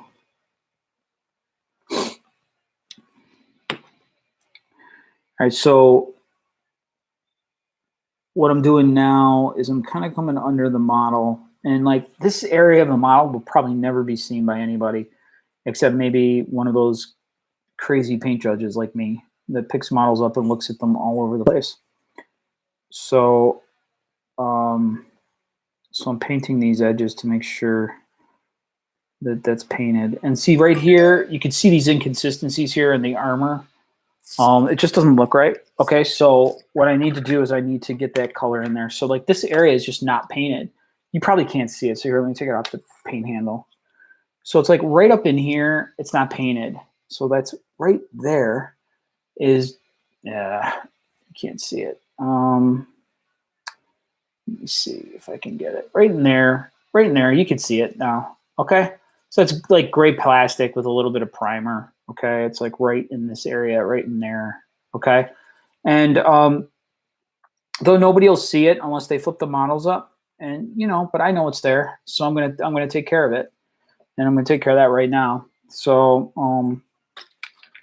put them back on the paint handle, but this time I'm gonna take the bottom part of the handle off, and just use this to hold on to, because that handle will hit the camera. So I'm gonna grab some medium with some Payne's Gray, and I'm going to drop some of that Payne's Gray right into here to darken that area up.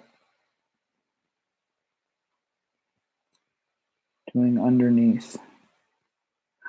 Now, I missed it. Admittedly, normally I would have done that in the beginning phases of the painting process. But when I started this army and I started laying in the base tones, I just kind of I was so excited about starting the army. I wasn't thinking about that. And And honestly, I was doing it on all of them. I was flipping them over and making sure that I was touching all those spots. And on this particular one, I didn't do that. So I'm doing it now on the stream.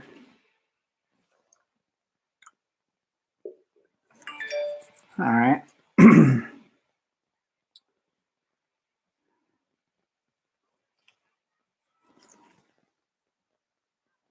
Boy, I got some ugly mold lines on this guy. Mold lines I just totally missed. It's too bad. I'm gonna have to leave them off the table. All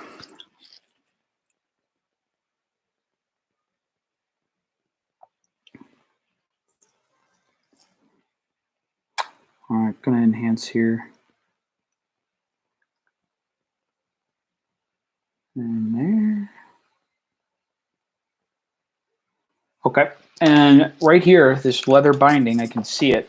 You can't see it probably on camera, but I can see it. I missed the, there's a part of, there's silver on it, so I have to fix that. All right, so I'm gonna grab some of this orange leather and I'm gonna get rid of that.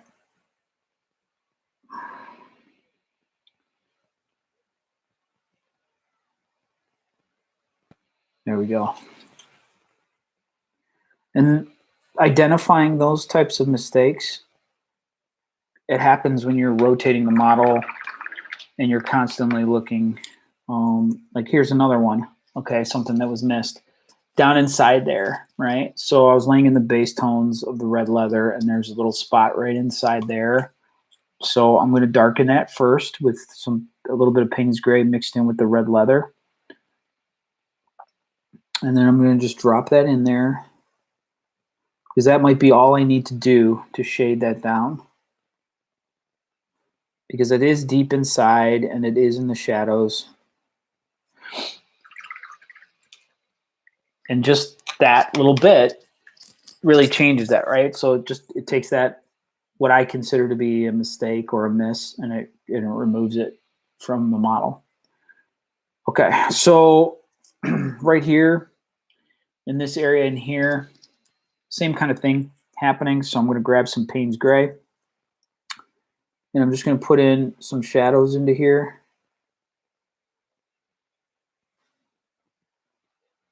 Now, admittedly, some of this could be done if you were just, if you were doing a wash, you would wash into there. That would fill in those recesses, and then you probably would never have to come back to it.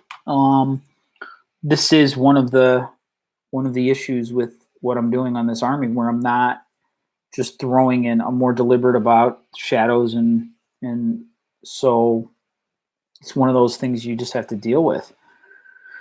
Sometimes it sucks, but it's the overall effect of what I'm achieving here with this army. I really like, so I'm going to keep doing it, keep working it.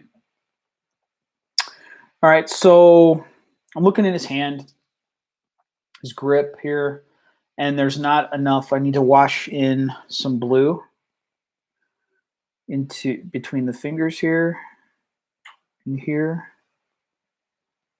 Some of that icy blue instead of flesh tony or Reikland flesh. And I have a mistake here on his finger that I need to fix. So I'm grabbing a little bit of blue, hero blue and white together. And I'm going to cover this up, cleaning up that edge. Awesome. All right, so I'm going for almost 2 hours. I'm going to keep going till 10 o'clock. So if you're still with me, awesome. I appreciate the company. And if you've enjoyed this, please like, share, and all that other stuff that they say to do. All right, so now what I'm going to do is I'm creating more contrast, and I'm going to go right in here, and I'm going to enhance this depression by putting an edge highlight on this part of the armor here. And my brush is too wet.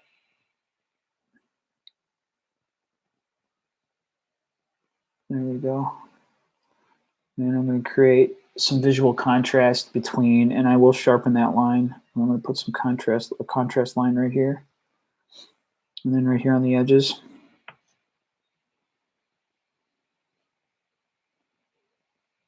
Again, grabbing some of that blue with the white.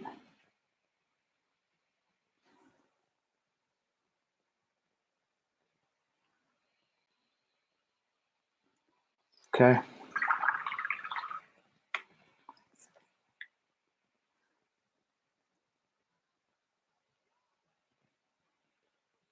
And got some major biffs happening up here. Grab some blue, some white, cover these up.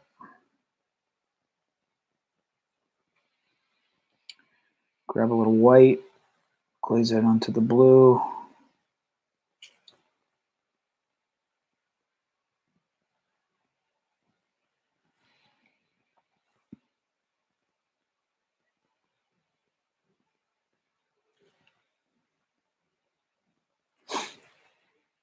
Okay. I'm gonna have to really work his face up tomorrow.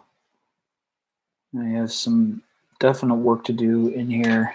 I mean, it's looking okay. His eyes aren't popping. He's not nearly where I want him to be yet. It really just needs a little bit more shadows in the eye sockets. So let's see if we can do that real quick while we're on the stream. I'm just going to grab some of this deep blue and throw it down in here like this.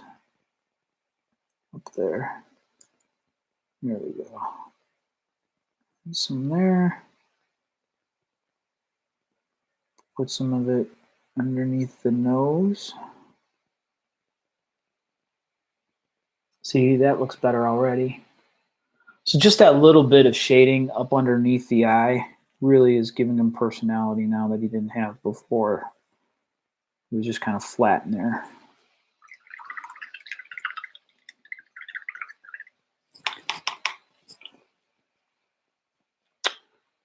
All right.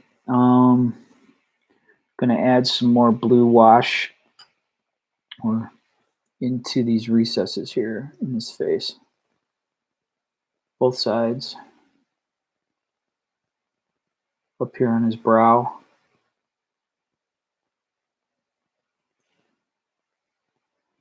Run some down here. Okay. Grab some white.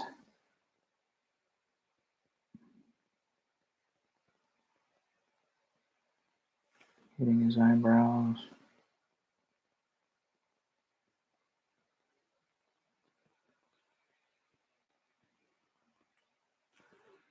All right. Looks pretty good. Well, we got a lot done on him. Definitely got a lot done on him tonight. Almost there. He's darn near done.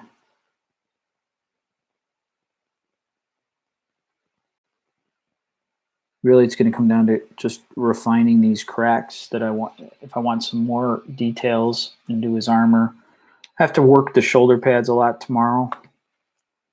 These shoulder pads are just not quite right yet. There's a lot of so like if we take a look at this one, and you look at this one, it's just not, well, I don't know. Actually, camera's all wacky.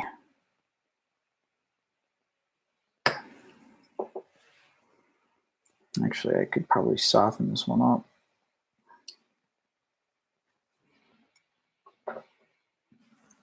Feels like every time I go back to a model, I see something that I want to improve, I want to fix.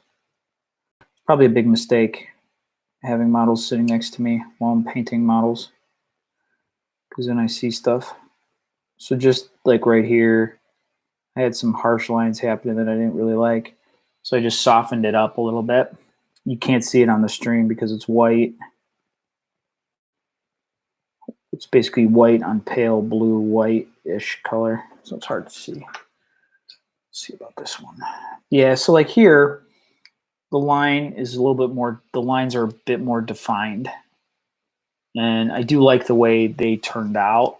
So I want to define these lines on the other guy, on this guy we're working on tonight. I want to define those lines a little bit more. And I got the same issue over here where I have this harsh line. Actually, it looks cool, but I want to just refine it a little bit more.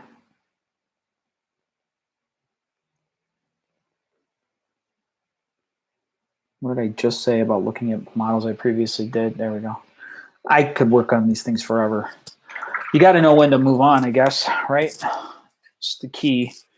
Sometimes that's probably the hardest part is knowing when to move on. All right, so the gauntlets aren't done yet, and the top of the shoulder pads, but the rest of them is looking pretty solid. So I'm going to work up this shoulder pad a little bit more right now on the stream. So I'm going to grab some more deep blue, and I'm going to add in some more cracks, some more depth here.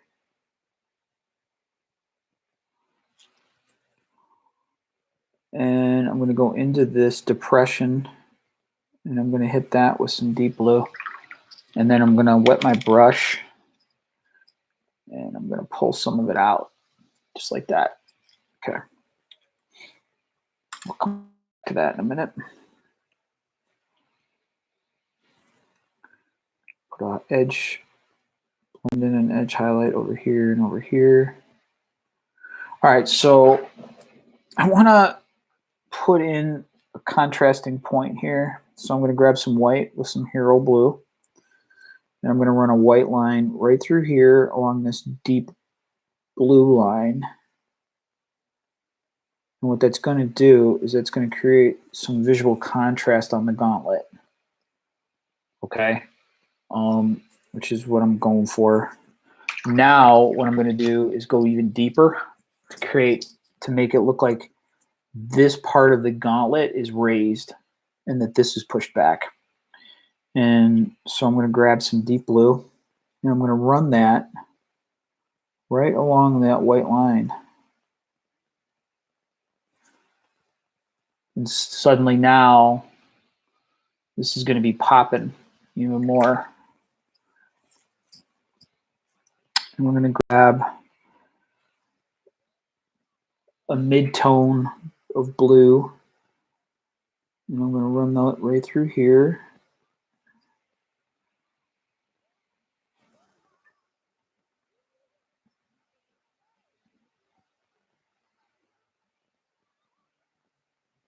Just like that.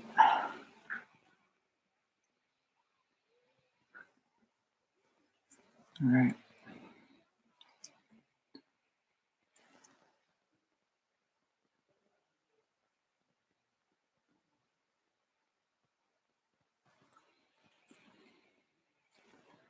All right, so bringing more of this in.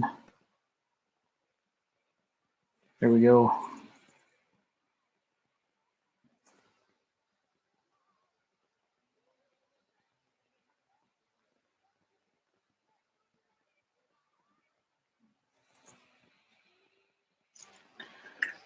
Okay, got to create some more depth here. So I'm going to make this into a panel. So I'm going to bring this dark line like this to make it look like this is a segmented piece of the armor, just like that. Okay. And what I'm going to do now, I'm going to continue to enhance this and pop it.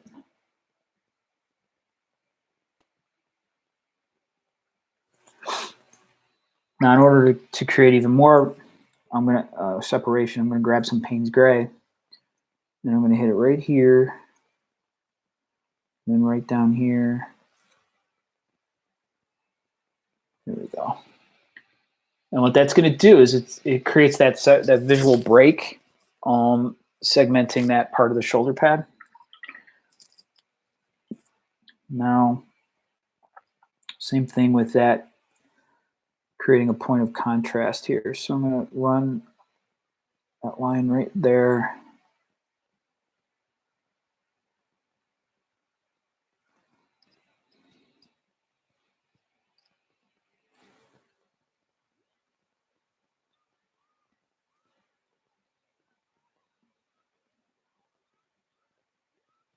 There we go. Yeah, like that. Okay. Drop in some shadows in here.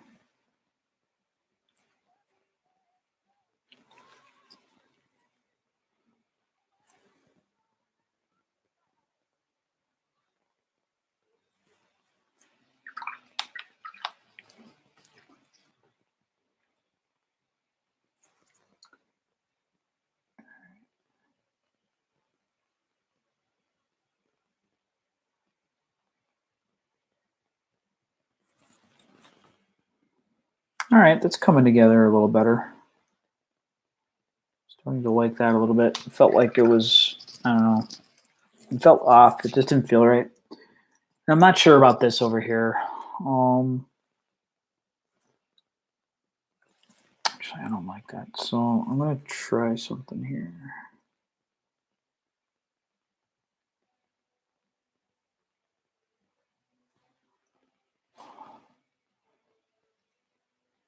Yeah, that works better. So just by pulling this line down here, and then I'm going to come across here like this. I think what I want to do is pop that back with some Payne's Gray on that little portion of this gauntlet. Yeah, there we go.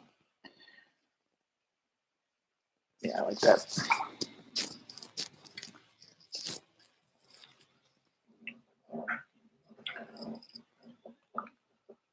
Yeah, it's coming together.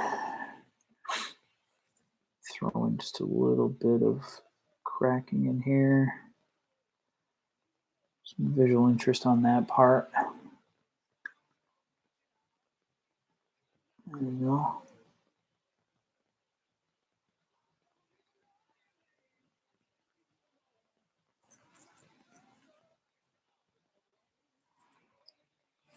So let's see.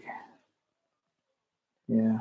Now the inspiration for this was that this like really old glacier in Iceland, and it had like this where the water was like blue like this, and it just froze and refroze, and there was deep cracks and surface cracks and all this other stuff. So that was the idea behind the ice armor, was to create that feeling of just like cracks in the armor and cracks in the ice, which I really dig. So, all right, I'm going to put in some more high points here of Hero Blue mixed in with some white. What I'm doing here is just softening up some of these edges.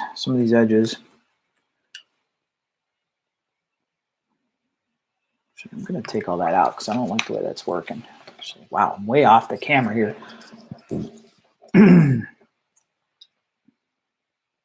Sorry about that. Let's put in some glaze of the deep blue into here. There we go. And I'm going to grab some navy blue, throw some of that in there.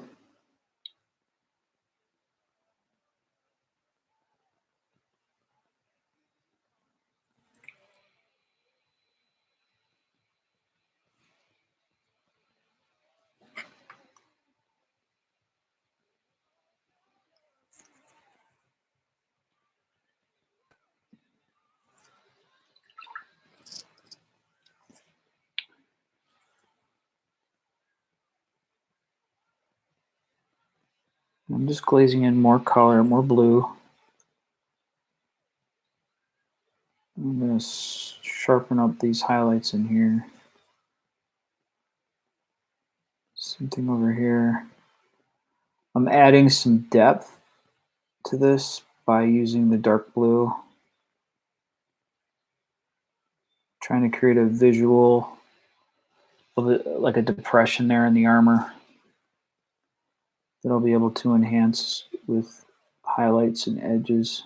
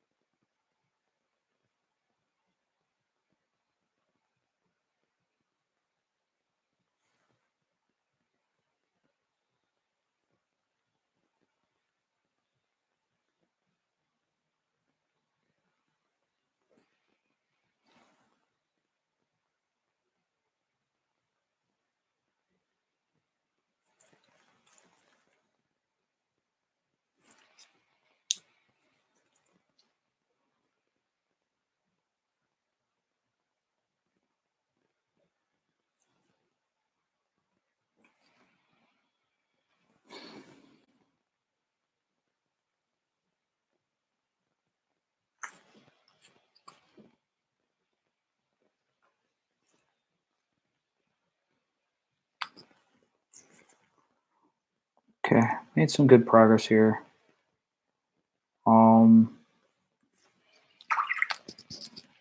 Definitely like where he's going. And like I said earlier in the stream, I mean, I could keep enhancing this armor over and over and over again, but eventually I got to move on.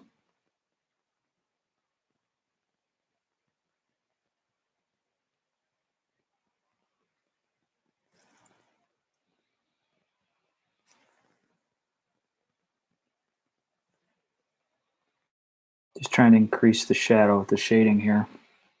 So this area here is like underneath, right? So if I deepen these shadows a little bit,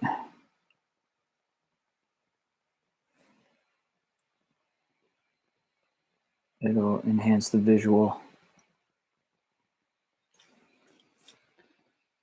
There you go. Just a little bit really does the trick.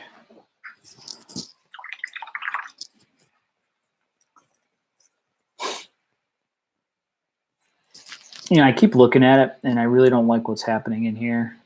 So I'm going to try to enhance this a little bit.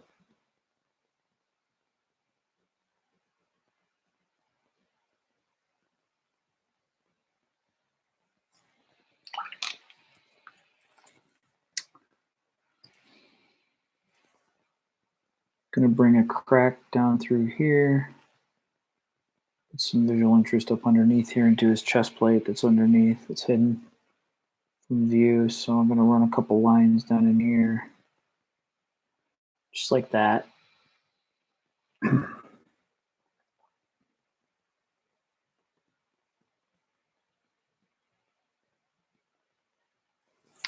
Just creates, once again, I keep repeating myself, but it's the only words I can think of is like visual interest. To those otherwise, what would be otherwise considered just flat, dead areas.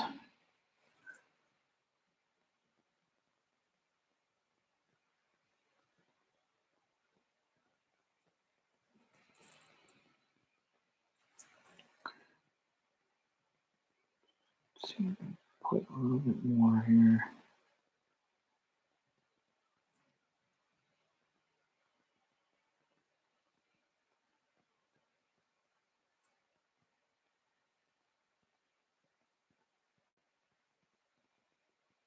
Oh gosh, wow. Yeah, that's all you need to see, right? Is my hands. Wow, that was terrible. Sorry about that. Probably missed all of what I was doing there, which was enhancing this line around this shoulder pad, creating more contrast. So I have this dark line, right? And what I'm trying to do there is I'm laying in some hero blue mixed with white just to create some visual contrast, because human eye likes that, right? And so that's what I'm trying to do here, is to enhance that. Sorry about that. That was terrible. All right. Well, streamed for 2 hours tonight. I'm going to call it. I'm tired. I got lots of other things to do before I hit the sack. So thanks for joining me tonight. If you watch this, if you check it out and you like it, please give it a like. Please give it a share. It'll really help. And I'm one step closer to figuring out if this is the platform I want to be using. I will be coming back for another live stream this week. I'll probably have him finished tomorrow. So I'll be working on probably this bad boy, or possibly the boss, this dude. Not sure which one yet. So hopefully, like I said, hopefully you got something out of it. And maybe I'll see you again. Thanks again, everybody, for joining me tonight. Have a good night.